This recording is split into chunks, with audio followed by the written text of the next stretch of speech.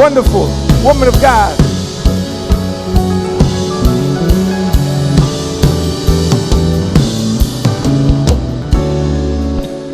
Good morning.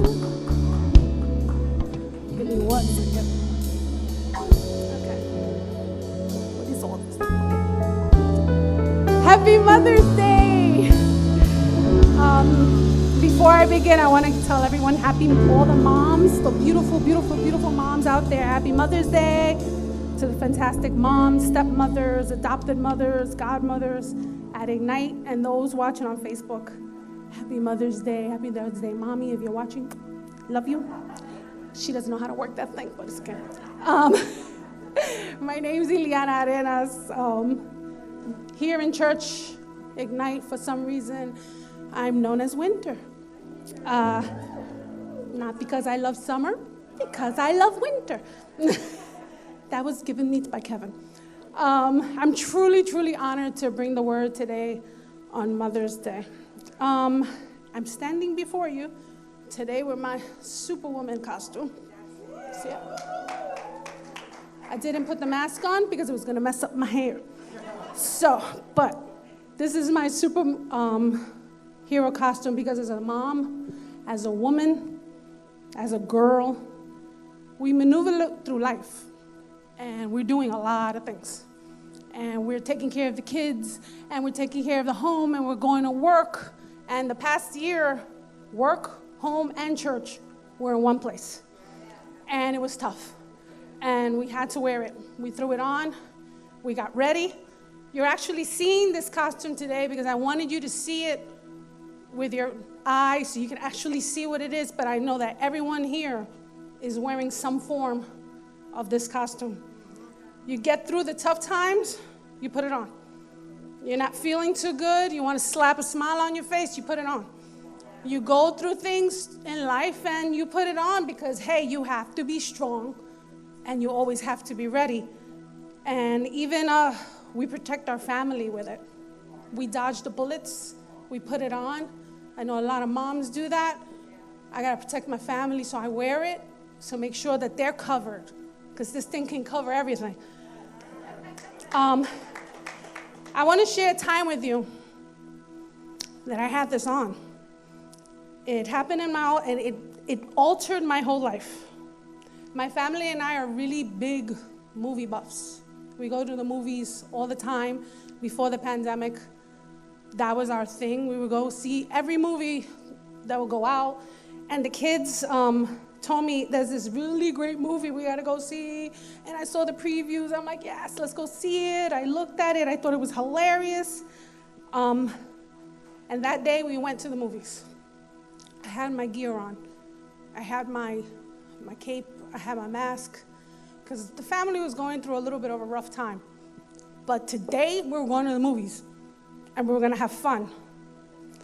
And at the time, I wasn't going to let any suffering control us because God will use whatever he wants to do to talk to you. So that day, I went to see the movies, but God was already there because he was going to talk to me there because I was ignoring him. So he's like, if you love the movie so much, we're going to use the movie. This was the movie. If you could throw it on, Aaliyah. It was that movie. Anybody seen that one? It's that movie. The concept of the movie was a young girl named Riley. That's Riley. She was uprooted from her Midwest life and moved to San Francisco. Her emotions, these were her emotions. That's anger, fear, joy, disgust, and sadness. They were going to maneuver her through all the conflict on how to navigate the new city, a house, a school. We look inside the mind of the young girl and see what these conflicts were doing to help her deal with all these changes. Now, we all know these changes: anger, disgust, joy, sadness. These emotions were all important in the story, but there was one emotion that was the leader of the pack. You could throw that one up. That's joy. Joy, who fought to keep this girl happy, and she wanted her to always remember the good times. Don't think about nothing else, just the good times. Every one of the emotions had a job, and all the way of protecting, keep Riley, for the ultimate goal was to stay happy. But there was one emotion that was always told to stay still and not get involved. Joy kept it separate from the others. I have a little clip I just want you to watch. It's very short. If you could throw that on. And let's cross our fingers that it works. First day of school, very, very exciting. I was up late last night figuring out a new plan. Here it is, fear. I need a list of all the possible negative outcomes on the first day at a new school. Way ahead of you there. Does anyone know how to spell meteor? Disgust. Make sure Riley stands out today, but also blends in. When I'm through, Riley will look so good, the other kids will look at their own outfits and barf. Joy. Yes, Joy? You'll be in charge of the console, keeping Riley happy all day long. And may I add, I love your dress. It's adorable. Oh, this old thing? Thank you so much. I love the way it twirls. Train of thought, right on schedule. Anger, unload the daydreams. I ordered extra in case things get slow in class. Might come in handy if this new school is full of boring, useless classes, which it probably will be. Oh, sadness. I have a super important job just for you. Really? Mm-hmm. Follow me. What are you doing? And there. Perfect. This is the circle of sadness. Your job is to make sure that all the sadness stays inside of it. Anyway. All the other emotions had a position. They were all sent to work in different parts of Riley's life. But one was kept under control, separated from everything else. And that was sadness. It was kept in a circle and told not to touch or move or do anything. Does joy look familiar to any of you today? Joy looked like me.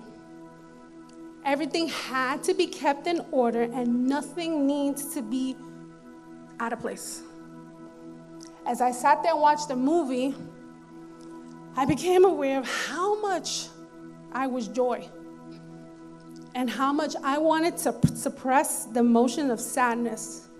It was an unnecessary feeling. I didn't need to have it in the life. I didn't need my kids, my family. Nobody needed to feel sadness. Everybody needed to feel joy. The cape, the mask, the guard, the wall I had built around my family and my own life began to crumble. As I sat in the movie theater in the dark, something happened. I started to feel an unfamiliar feeling that I had suppressed for so long. In the movie, Joy lost control over Riley. Everything started falling apart because those happy memories started to fall apart because she needed to feel the sadness. But she was so busy trying to cover her up that she wouldn't feel the sadness because she needed to be happy all the time. She needs to be happy. She needs to always see that, but she needed the sadness. There was a part in the movie where she was being lifted up in the air because she won the game, but she didn't remember the part where she fell and she skinned her knee, or when she missed the ball, because Joy was so concerned that she didn't remember all those things. She needed to stay happy, and she needed those moments, and that's why things started falling apart. How many times do we cover those emotions and those feelings because we want to suppress the hurt feelings? We want to suppress the things that happened to us in our past. So we keep remembering all the good times. We got to remember all the good times. Keep everything happy because we need to stay joyful. When I began this message this week, I told myself I needed to come speak to you all about a wonderful, powerful woman of the Bible. The women have been doing an amazing Bible study. It has been so wonderful. Such powerful, amazing women that we do need to know and we need in our lives, and it's been blessing us greatly. And last week, Pastor Al-Marie brought an amazing message on Esther, and she reminded us that it's just a time as this that we need and we are chosen for the kingdom. So I sat there and I searched and I searched and I searched, and I'm like, God, what do you want me to speak about? I mean, I had a cheat sheet. I had a book of women, but God kept putting in my heart, you need to tell them about you. And that time you realize that sadness cannot be avoided. Sadness is a part of all the emotions and your spiritual growth. Your tears cannot be suppressed anymore. And that's my title, by the way, because I couldn't figure out a title either. And while I was writing this and I was thinking, that kept coming to my mind. Your tears can't be suppressed anymore. Your past can't be put in the back anymore. You have to confront it. Confront it, feel it. When God gave me this message, I fought back. Well, that can't be right. I kept telling him, I can't. I even told my husband, I said, no, this is not going to work. I got to get the cape, put the cape back on. I put my mask back on because I was wrong. I had to cover that up. That's not where I want to take these women, these people today. I did not want to take all of you into that sadness. But then I heard this. 100 million stories and 100 million songs. I feel crazy when I sing. Nobody's listening to me. Nobody's listening.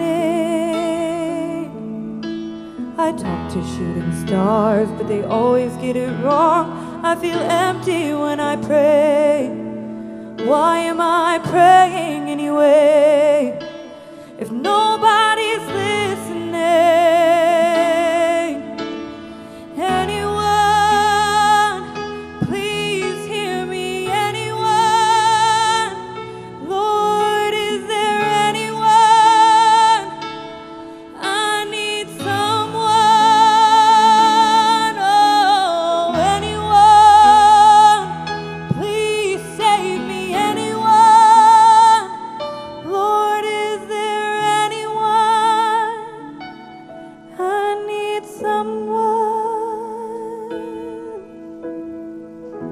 And it took me back. It took me back to the theater. And I openly wept because I had spent so much time hiding the feelings. It took so much time trying to keep my family happy, trying to keep myself happy. And I was becoming bitter. I was bitter and angry. In the movie, Riley needed those times. It was necessary for her to handle all those feelings so that she can move on. In my life, and my husband and I, we've been through some rough things. And I remember a time that I told him, I said, don't tell the kids anything. Everything is good. And we promised ourselves we wouldn't say anything. And one day God just said, tell them. Tell them what's happening, because how are they ever going to learn? How are they ever going to see what it is I'm doing in your life if you're hiding everything and you're always trying to make everything joyful? They need to feel it. They need to see it. We think suppressing that feeling inside us makes us stronger. If I don't feel, I become a superhero. But how many times do we watch all those Marvel movies, those Spider-Man, Batman, and all of them, and when they're at their worst time, when they're about to fall, is when they realize the strength they have within them. And once again, I'm taken back to a place where I face to face with the message of God telling me that it's okay to put the shield down. It's okay. It's okay to feel. So I began to search the word. I'm like, okay, this is what you want me to do. I'm going to speak. I was taken to a verse in the Bible, and once again, I battled God because I'm hard-headed. And I refuse to believe that on this Mother's Day, you want me to use this Bible verse. It's impossible. And I studied, and I looked, and I prayed, and it kept coming to me. And I even turned on other preachers just to listen. There's got to be something there. And it's so funny because somebody did use it, and I'm like, oh, I guess you really do want me to use this Bible verse. And this is the verse. John 11:35, Jesus wept. And how, like, the Son of God, the Creator, the one who died for our sins, he walked as a man on earth, cried. And you're going to hear opinion after opinion after opinion of why Jesus cried. Oh, he cried because of the sin. He cried because he was angry at their disbelief. He cried because he was sad. He was sad. Lazarus was his friend. Mary Martha, they were his friends, and he felt sadness. And I'm always saying that God puts things in the Bible, not as an accident, but for us to read and go back to. Because if he felt sadness, we need to feel the sadness sometimes. The same sadness that we try hard to cover up and protect our family and kids, the same sadness I heard in this song moved me to the core, because God told me that there's people sitting in this room right now that feel the same way. They're desperately looking for someone to tell them that it's okay to hurt. It's okay. How many times have I said, that I don't want to feel this because I don't want to cry, because if I start crying, I'm not going to stop. So I suppress it and I swallow it. And he just wants you to know that you're not alone. God will come for your sadness. He will remove any confusion or any pain that you're feeling and that you're hiding inside. I've been known in my family as the person that doesn't cry. I am the tough one. He's the sad one.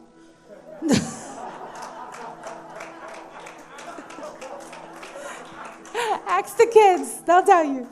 They're like, I'm the superwoman, not knowing the effects it was having in my life. I carried that as a badge of honor. I actually thought it was kind of cool. Mom's the tough one. Mom doesn't cry. But Mom was an angry one too. They would go to him instead of me. Because I was so busy trying to hold on and suck everything in that I didn't realize that I needed to let that out, that I needed to feel. I was the problem solver, and I'm always known as the problem solver. I went to college, I studied psychology because I want to solve problems. And I continued my degree. I got my master's in human service and life coaching. When I tell you I like to help, I like to help. But there was one thing I didn't like. I didn't like when it was touching areas in my life. I remember once in class, our professor did a counseling session. It was role-playing, and he used me as an example. And he sat there, and he was doing this role-playing, and he was getting a little too close. And I didn't like it. And after class, I went up to the professor very upset. I was like, I want to do this, but I don't want to do that. I don't want to touch on things. And he was like, to be an effective counselor, there was issues in you that need to be fixed. And I'm like, well, guess what? I'm not going to do it. But I wasn't ready to face those emotions. God's telling you today, he wants to do so many things in your life. He has plans. He wants to maneuver you in ways. He wants to use you here. He wants to use you out there. He wants to use you in your own family. But he has to touch on things that you've been so busy trying to hide and suppress, because you think that if I show it, I become weak. And it's not weakness. It's going to make you so much stronger when you let God get into those areas. And I wrote here, you're wearing this costume and it's become your crutch. It was my crutch. If we go back to the movie, Joy did everything possible for Riley to be happy. She thought avoiding sadness, avoiding pain would be the way that she has to run her life. As I sat in the theater, I began to cry because I felt so much emotion. And in that movie theater in New York, I was exposed. I faced situations in my life that I thought I needed to cover up. My husband and I, who I love dearly, gone through stuff in our marriage that were tough. And when I came to Ignite, I came wounded. I didn't think I was wounded. I looked pretty good. I was fine. I mean, I came from another church that I loved very much, but traveling was rough. And when we moved here, it was like a foreign world, New Jersey.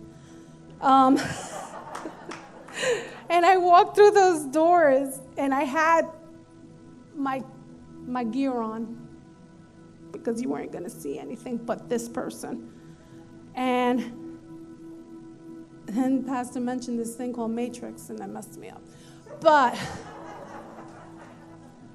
being here, I realized God brought me here because there was things in my life that I needed, I thought were fine. And there's things in your life that you think are fine, but he needs to get in there. Jesus felt sadness. He felt the death of his friend. He felt, it wasn't a surprise that Lazarus died. And he felt sadness. And if you're not feeling it, you're really not dealing with it. It's there, but you're not dealing with it. When I came to terms that I needed to cry, when I came to terms that there was things in my life, emotions and pain that I discovered that were in there, God's comfort, God's peace came in the midst of that. As I sat in the movie theater, there was nothing about God in the movie, but God was trying to tell me, you have to let all of that go. You have to start feeling it so that I can do something in your life. I want to do something in your life, but I can't do it as long as you're walking around bitter and you're walking around angry. If we go back to the verse, John 11:35, Jesus wept. Something else happened that day. John 11:39, Jesus told him to roll away the stone. And as I was getting this ready, I kept telling my husband, I'm like, where? I mean, Jesus cried, and then what? And then as I was lying in bed, I felt God speaking to my heart, my life. And he told me, yeah, I cried, but then I rolled away the stone. I felt the emotion, but then I worked the miracle. And that's what I wanted to share with you today. Yes, you have to cry. You have to feel the emotion. There is something in there that he wants to work in your life. But once he does, the miracle is going to happen. The change is going to happen. You're going to see a change in your life. Does it happen overnight? No. There's still days I run to this. I run to my cape, I run to my mask because there's things that I don't want to deal with, so I put it on. But then he tells me, listen, we went through this. We took care of this. You have to take it off. You have to take it off, and you have to feel it, and you have to go through it. Once you go through it, there's going to be a change. He cried. He felt the emotion. When you start feeling, you're going to feel the healing. You're going to see the healing within you. I know that Pastor talks a lot about this through Matrix, but there's still some times that I go back and I have to keep reminding myself that there is just so much more he wants to do in you, and you have to start letting all those things out. Let go of what you're holding on to. You're not alone. Like this song, when I heard this song, it wrecked my life because I knew how I felt. I knew that at one point, I thought there was no one there. Yes, God is there. I know that. But I thought no one was there to help me or see me or going through what I'm going through. And I know that there are people out there feeling that same way. If you're online here, you're feeling that same way. And today he wants to tell you that he's there and he's going to roll the stone away. You're going to see that victory. You're going to feel that release. And this is not just for mothers today. This is for everyone. Because men do it too.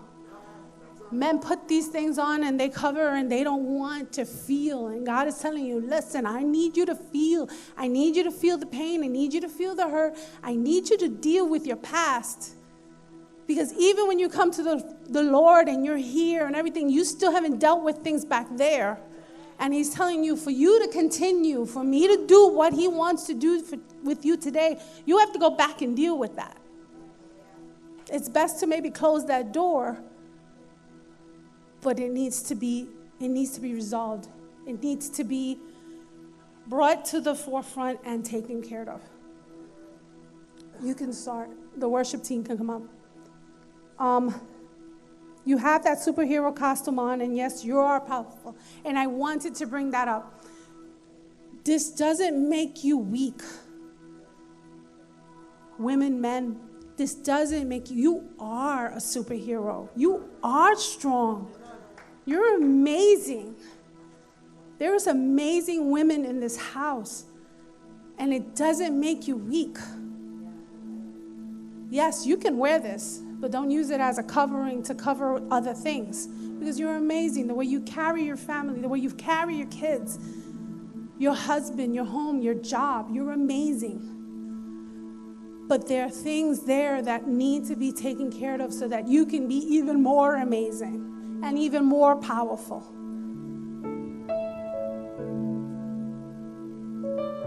Once you deal with those things, God is going to open doors that you never thought would be open. I never thought I would be up here today. I never thought that God would do the things that He's doing. Are things perfect? No. I'm still dealing with some things. I'm still dealing with things with my own family, but I know that God's got it. I'm not using this cape, I'm not using the mask anymore to cover up the fact that things are not right. Things are not right, but then they're going to be all right. They're going to be fixed. Things in your life are going to be fixed. I thank God for that opportunity to speak to you today on this. I thank God that He gave me these things. I don't know why. Sometimes you don't know why you go through certain things. I don't know why I sat in that movie theater and I thought that, I'm going to be very honest, the beginning of the movie to the end of the movie till we went home, I was crying and crying and crying. The kids laughed at me, crying. I was crying for a cartoon because God was working in my life. And I don't know. And this was 2015. I don't remember when we watched the movie. But to this day, it had such an impact in my life. And I don't know why you go through things, but it's for this reason, so that I can come today. Everything you go through so that you can come one day and tell the other person, listen, I went through that and I got through it. I went through it and I got through it. I had those moments and I got through it, and I'm still going through it. But I'm not going to stop fighting to get through it. And I'm telling you today, don't stop. Don't stop and don't give up as much as you want to give up, because it hurts. As much as you don't want to touch on it, because it hurts. When you touch those little things and it bothers. But don't close the door on that. Get through it. You can stand on your feet today.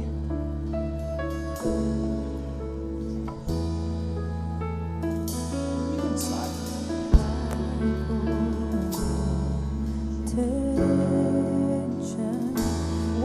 When God gave me this message, I didn't have an ending. I didn't know how to end it. All I knew is, and I kept telling Pablo, how am I going to end this? I don't know how to end this. I had the verses, I had the things. I'm like, but I don't know what God wants to do. And I didn't conclude it, because I don't think there is a conclusion. Because God's just going to keep doing this. And what He's starting today doesn't end today. You're going to feel, you might shed a tear today. You might shed a lot of tears today. But God is going to continue working in your life. So there is no conclusion to it. If you want to cry, cry. If you want to let it go, let it go. I'm here for you. The sisters of this church are here for you. The men of this church are here. The pastors are here for you, because there is so much more that has to be done. And it's not going to end with just this one message.